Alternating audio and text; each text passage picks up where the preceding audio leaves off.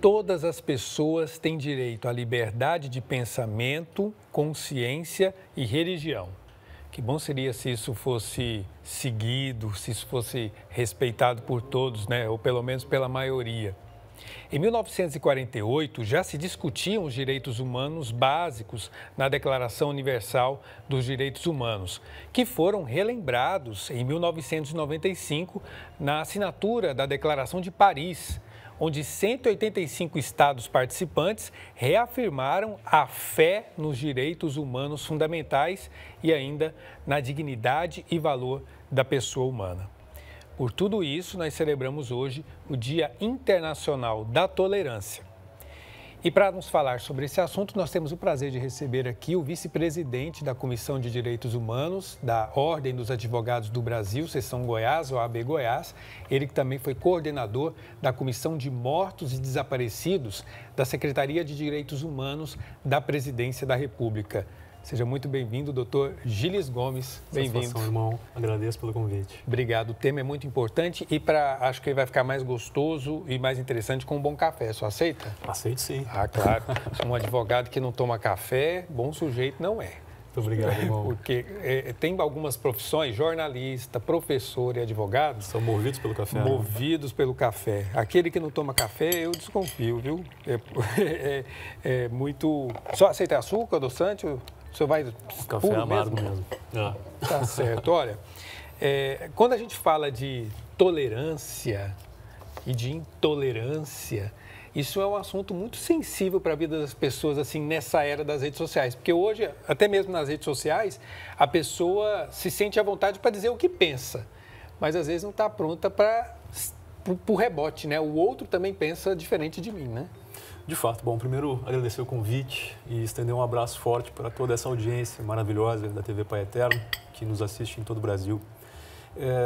A mudança que a gente passa no mundo todo, irmão, relacionada à sociedade que está mudando em função das redes sociais, ela exige de nós muito mais respeito, muito mais tolerância, sem dúvida nenhuma.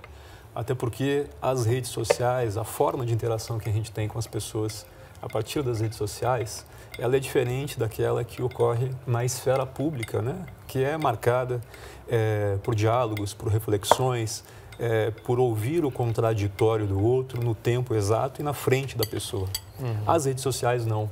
Elas acabam inflando o ego, né, daquele interlocutor e ele se sente livre, de certa forma, ou autorizado a ali destilar todas as suas visões sem ter muita preocupação com o respeito, com a própria tolerância. Então, esse é o momento, talvez o mais importante nos últimos séculos, para a gente poder falar do Dia Internacional da Tolerância e, sobretudo, da tolerância em si, do respeito e de tudo que dela advém. Então, é um tema da hora, sem dúvida alguma. Nós temos aqui muito tempo até para o senhor nos ajudar a entender a relevância desse assunto, porque eu disse aqui que a declaração foi assinada em 1948, a Declaração dos Direitos Humanos, Declaração Universal, que falou bastante desse tema. Nós estamos em 2020 e ainda a tolerância é um desafio e, ao contrário, parece que a intolerância está se tornando mais forte. Por quê?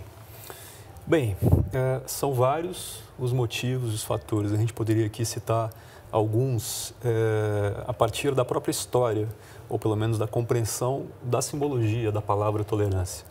A Declaração de Paris, que é de 95, ela reafirma em 12 de novembro, que foi a data em que foi enfim, assinada, justamente esses direitos humanos que lá em 48 serviram para que a humanidade se reencontrasse a partir de um nefasto período da história, né? Aqui a gente está falando das guerras e do nazismo, uma experiência que a gente tem que refutar e que a gente tem que conhecer para que nunca mais se repita em qualquer nação do mundo, mas sobretudo para que a humanidade se desse a possibilidade de seguir em harmonia. Essa harmonia, essa ambiência harmônica que é possibilitada pela democracia foi o que quis a Declaração Universal dos Direitos do Homem, mas sobretudo reafirmando de forma clara e sem dúvida alguma que o homem, ele é inato por natureza, a sua dignidade por natureza, ela deve ser respeitada. E se usou entre os países que foram signatários da Declaração de 48, essa diretriz. E a partir dessa diretriz, vários estados nacionais acabaram incorporando nas suas constituições aquilo que a gente chama no plano internacional de direitos humanos, mas o que a gente chama no plano interno, ou seja, na nossa lei interna, de direitos e garantias. Então, quando a gente ouve falar de direitos humanos e que muita gente ainda associa de uma forma equivocada, direitos humanos é coisa de bandido, direitos humanos é coisa de, enfim, comete um erro enorme. E aí a gente já entra num dos aspectos da tolerância. A tolerância, para ser exercitada de forma ética ou a partir de um norte ético, ela depende de conhecimento, né? Então, tolerância, ela é, sobretudo, um método ou um meio, irmão, de convivência. E essa convivência, a partir de um esquema de direitos que foi reconhecido lá em 48, que foi internalizado, por exemplo, na nossa Constituição de 88, e que é o que permite que todos sejam iguais perante a lei e que todos tenham essa convivência harmônica entre si e de respeito em relação ao outro. Basicamente é isso. Mas você também fala muito bem de um aspecto, vamos dizer assim, antagônico, que é a intolerância, né? E a intolerância e a própria tolerância, ela pode ter tanto uma quanto outra o seu lado bom e o seu lado ruim. Por exemplo, eu posso ser tolerante à diversidade religiosa, posso ser tolerante à diversidade étnico-racial, posso ser tolerante a várias virtudes da sociedade, mas também posso ser tolerante à pobreza, posso ser tolerante à miséria, posso ser tolerante a todo tipo de ódio que nesse momento é disseminado e ainda mais pelas redes sociais.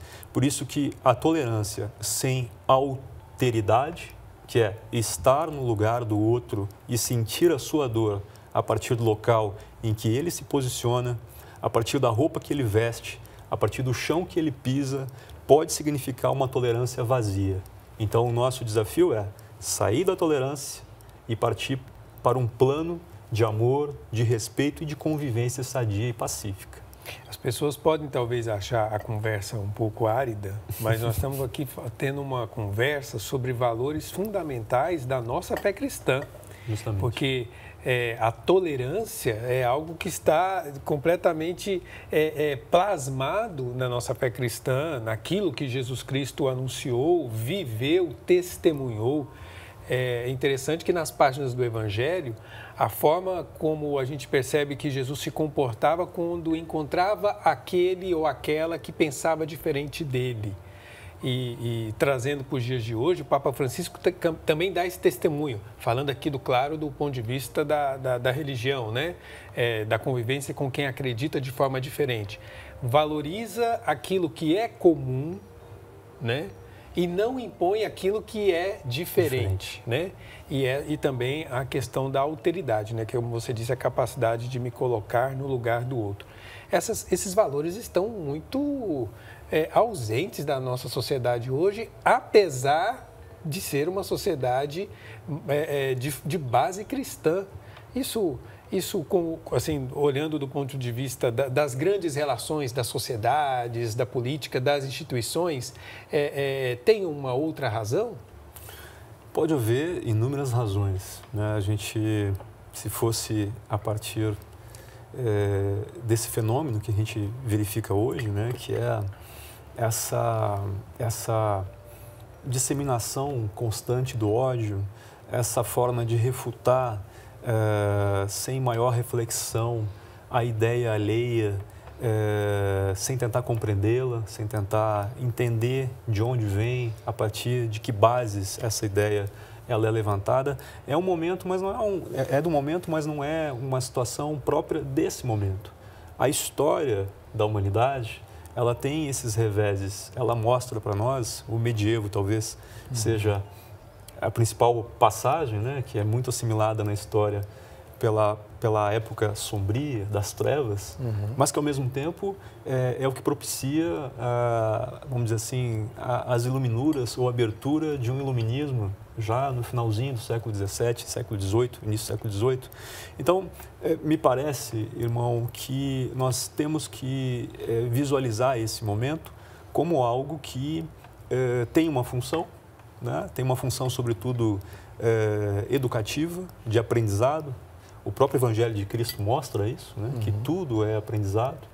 E, nesse sentido, reforçar as éticas que são capazes, como a própria ética cristã, que é uma ética que já tem os seus 2000 e tanto anos, reforçar essas éticas, essas fés, né?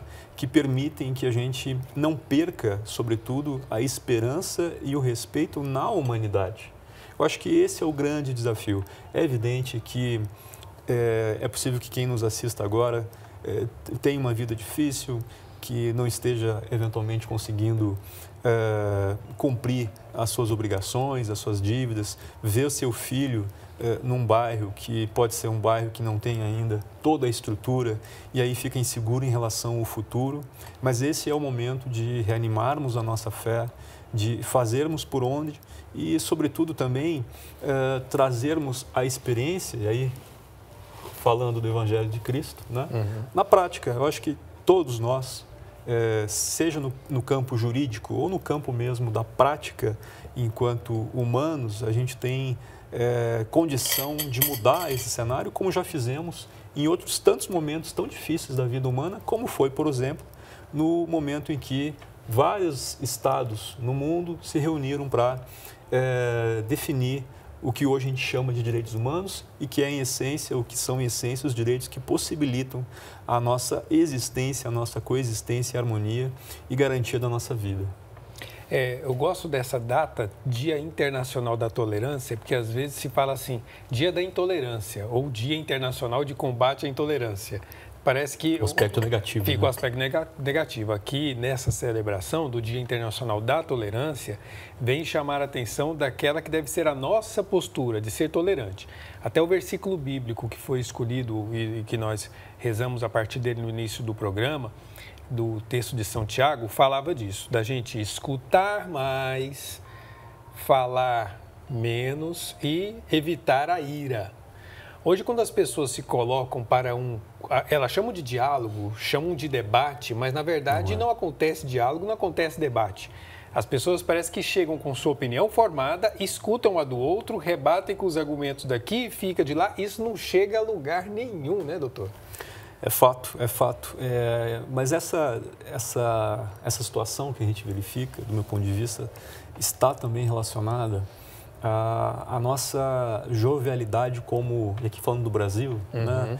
Como civilização, como país, como nação em si. Veja, a Europa já dista alguns séculos. O Brasil tem aí 5 séculos de existência e, sem dúvida alguma, de democracia muito menos tempo, né? Desde a ditadura a gente tem mais ou menos 32 anos, salvo engano, depois da Constituição. Então, me parece que estamos ainda em amplo exercício de cidadania, né? De política no sentido do cuidado da nossa rua, do cuidado da nossa família, do cuidado do nosso bairro. Essa é a essência da política, né? E talvez não estejamos ainda totalmente prontos para aquilo que as redes sociais nos oferecem e nos apresentam. Tanto que hoje o próprio modelo de rede social ele já é discutido. Já é discutido. Por um lado, à medida que ele amplia a possibilidade de participação em decisões de questões fundamentais, por exemplo, para a solução da segurança pública, da saúde, da educação, ele também, as redes sociais também nos colocam, de certa forma, submetidos a uma lógica, que é uma lógica aí mundial, que parte de um seguinte pressuposto: é melhor aquele que tem mais, é melhor aquele que consegue acessar um padrão de vida dito perfeito. Quando, na verdade, nem todas as pessoas no mundo, a maioria das pessoas no mundo, não conseguem, pelo seu salário, né, pelas suas possibilidades, acessar esses padrões. E é evidente que isso gera problemas de toda a ordem, sobretudo do ponto de vista social. Então, é preciso, e aí eu vou novamente no Evangelho para que a gente possa, vamos dizer assim, brindar, né, esse dia e esse dia nesse local, na casa do Pai Eterno, sempre ter essa dimensão de que o que vale na sociedade, aquilo que de fato a gente tem que se apegar, pode ser traduzido, por exemplo, irmão, com a ideia de caridade, né? Ou com a ideia de companheirismo, que nada mais é do que compartilhar o pão. Então, se o outro não tem, por favor, ajude o outro, vá ao seu encontro, e dessa forma a gente cria na sociedade uma relação virtuosa que pode sim, aí acredito, lidar com as redes sociais ou até mesmo questionar o papel dessas redes sociais e como elas têm interferido na nossa vida para melhor. Eu acho que é possível isso. É um momento, é um problema que nós temos, já enfrentamos tantos outros e me parece que a gente não deve esmorecer na nossa fé. Tanto que o dispositivo, pelo menos a proposta da Declaração de Paris, assinada em 2 de novembro, que faz menção à data, por isso 16 de novembro, de criação da Unesco, ela tem um propósito: reanimar ou reavivar a fé nos direitos humanos e, por consequência, reavivar a fé nos direitos que são os que possibilitam que a gente continue evoluindo como sociedade, a partir de éticas as mais diversas. E aqui a ética cristã, ela é, sem dúvida nenhuma, um referencial maravilhoso que, se todos nós seguíssemos, talvez não precisaríamos tão pouco da lei dos homens. Exato. Né, agora, o Brasil assinou lá a Declaração de Direitos Humanos em 48 e depois essa Declaração de Paris em 1995? O Brasil participou? 48 sim, 95 eu tenho dúvida se ratificou. Eu sei que ele firmou sim a declaração. Aí é um processo burocrático, o país vai lá, ele assina, depois tem que internalizar dentro do seu estado. Me parece que sim. Eu faço a pergunta porque às vezes nós somos intolerantes e não sabemos, não percebemos em atitudes nossas do dia a dia que a gente está, na verdade, não tendo a capacidade de acolher ou de compreender quem pensa diferente. Então, eu queria que o senhor dissesse, no Brasil, quem são as maiores vítimas da intolerância hoje em nossa sociedade? Perfeito. Porque, às vezes, a gente não sabe quem é e nem sabe que está também praticando preconceito, a intolerância com essas pessoas. Perfeito, irmão. Bom, todos sabem que o Brasil tem uma história marcada por vilipêndios de toda a ordem. Foi assim, por exemplo, com os indígenas que aqui residiam e moravam, né? Logo no início, a partir do descobrimento. Pouco tempo depois, através do flagelo da escravidão, da escravatura, pessoas como nós foram trazidas de seus reinos na África para aqui trabalharem em condição de total subjugação, que são os escravos, e não à toa essas mesmas pessoas, elas foram, no decorrer do passar, da consolidação da civilização brasileira, revitimizadas várias e várias vezes. Então, me parece, irmão, que a primeira representatividade da população brasileira, que é talvez desde a sua criação, da sua inauguração, vítima da intolerância, são os negros, né? São os indígenas, são os povos originários.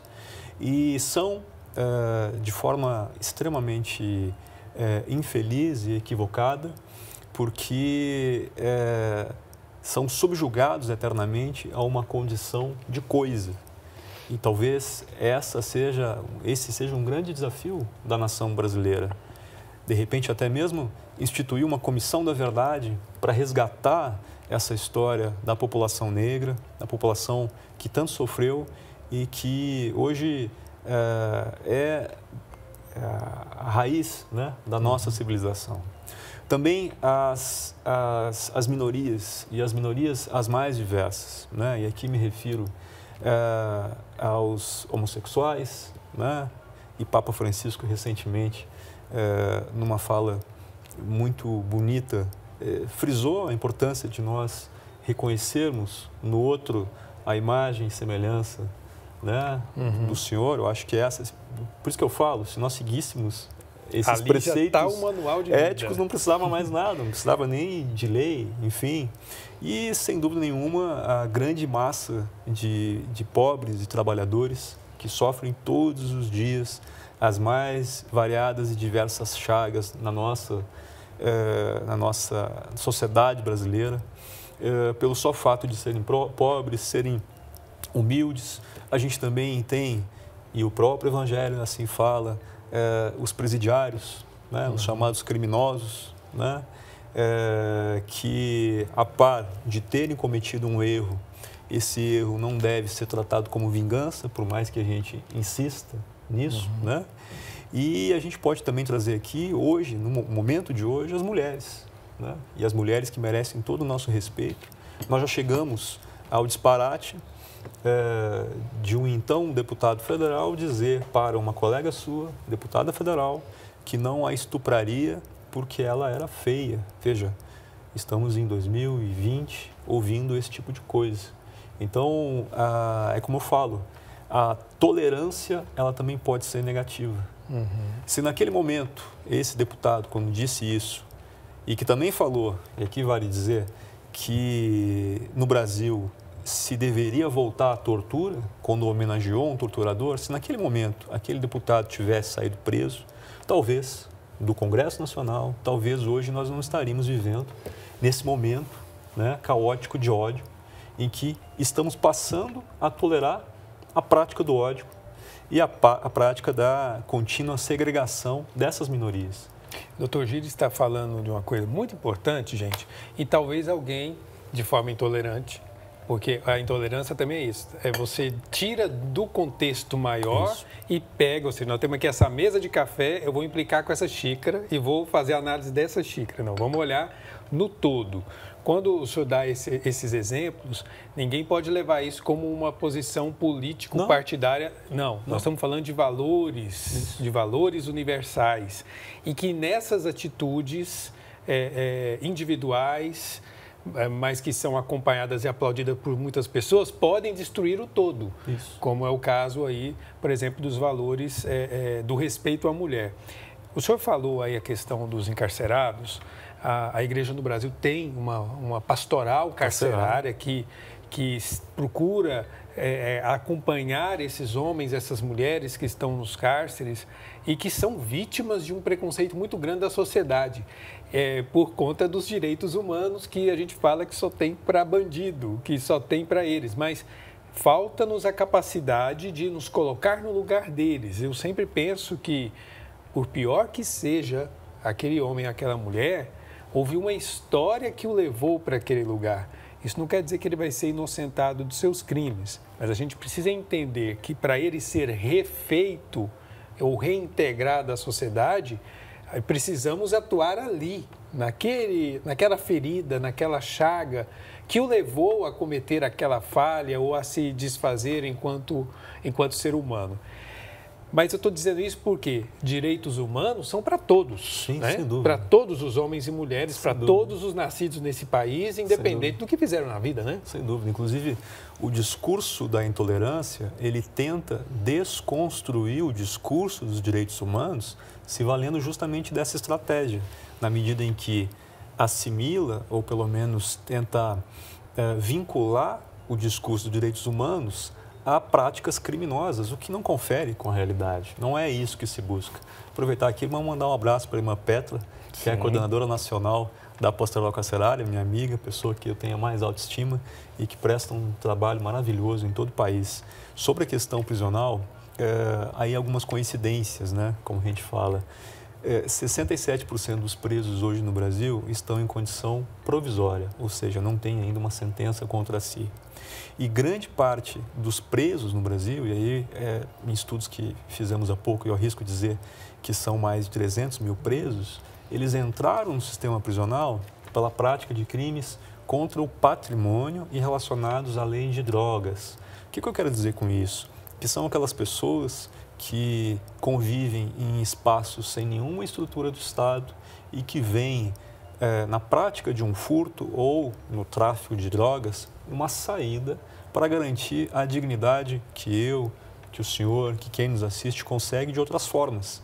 E aí não é defender a prática do crime, evidentemente que não, mas também e sobretudo chamar a atenção sobre uma questão básica: por que essas pessoas continuam reincidindo no crime? O que está faltando nessa região? Será que há saúde, há segurança, há emprego, há condições dignas? Eu acho que esse é o ponto que a gente tem que discutir e não continuar, mais uma vez, jogando gente para dentro da cadeia.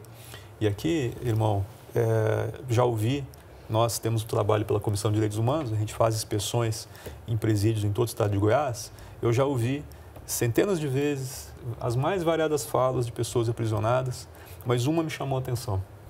Me disse o aprisionado, um senhor até com alguma idade avançada, ele me falou o seguinte: doutor, estamos aqui sendo tratados como bichos, como animais. Não queira depois que quando sairmos nós hajamos de forma distinta, porque quando sairmos, a chance de sairmos mordendo como animais é muito grande. Então veja, é um problema, né? É um paradoxo do nosso momento, mas que não tem sido tratado, enfrentado da forma devida. Estamos jogando para baixo do tapete, como há muito tempo fizemos, e uma solução tem que ser buscada. Talvez também a tolerância e a autoridade, né, sejam soluções para mais essa chaga da sociedade brasileira, que é a chaga da criminalidade e da criminalização dos pobres, ou seja, os mesmos negros, né, aquelas populações que eternamente são vitimizadas nesse Estado brasileiro, que eu ainda quero ver um Estado civilizado, um Estado que possibilite que todos nós tenhamos as melhores condições de vida e que vivamos em ampla dignidade. É isso, irmão. Que bom. Eu quero até dizer para os meus irmãos, minhas irmãs, para quem acompanha a TV Pai Eterno e tem a palavra de Cristo no coração e que talvez fala assim, como entender esse assunto na ótica cristã? Bom, eu creio que quem conhece Jesus Cristo viu a palavra dele aqui presente em tudo aquilo que nós dissemos. Mas se você quiser mais explicitamente, busque nos evangelhos todas as passagens que mostram a relação de Jesus com os samaritanos, o encontro com a samaritana, a parábola do filho pródigo, como essa valorização dos dons, das virtudes, daquele que crê diferente, como Jesus se comportava e até em alguns momentos mudava as suas ações, seu pensamento a partir desse encontro. A gente tem que ter e cresce muito quando temos essa capacidade de, diante do outro, crescer, né? Aprendendo com aquilo que o outro tem a nos dizer, mesmo que ele pense diferente da gente e haja de forma diferente do que nós acreditamos. Quero agradecer muito ao Dr. Gilles Gomes, vice-presidente da Comissão de Direitos Humanos da OAB aqui de Goiás, pela partilha, pela companhia nesse café. Eu agradeço, a OAB está à disposição e desejo um ótimo dia para todos que nos assistem e para você, irmão, que nos recebe com essa mesa linda. Muito obrigado. E nós vamos apreciar ela mais aqui, viu?